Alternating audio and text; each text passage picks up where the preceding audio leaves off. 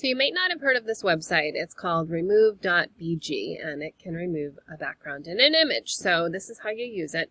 First of all, you need to upload the image or drop a file, so you can click on that and you can search your computer. I'm just going to drag from out here and I let go. You could see it turned colors when I got it. So this is a picture of Dave, and look what happened. It just took away the background. Wasn't that nice? So easy.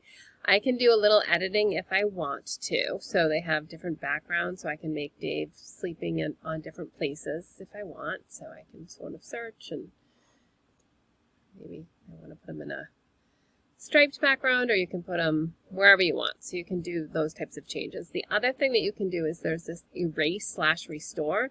So Dave was sleeping on a pillow, so if I want to restore some of the pillow, I can just click and drag, and it's going to put the pillow back in, and I can change the brush size to make it bigger or smaller, and then I'd go until I thought that I'd hit. So now you can see I've hit the upper limits of my pillow. So maybe I go down here. So now I'm going to have to do a little removing too, because obviously that looks a little ridiculous. To have that there, so I could go back and I could then go and erase little bits until I had it the way I wanted. So you can get as neurotic as you would like. Obviously I did not do a good job there, but you can get really detailed, or you can just keep the image that way. So this is really nice. You would just click download after this and download your image. It's going to pop up. So you're going to have to decide, depending on your computer, it might just automatically save for you.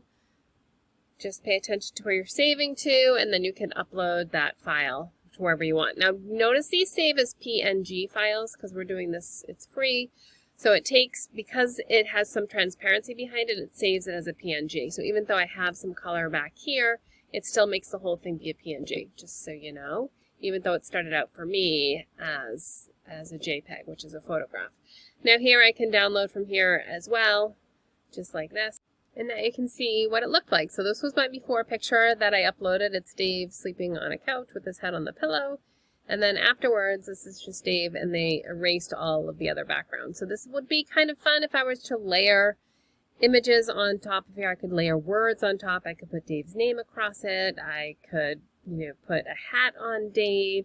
So I could do lots of different things to my images, which could make your stuff look really fun and cool.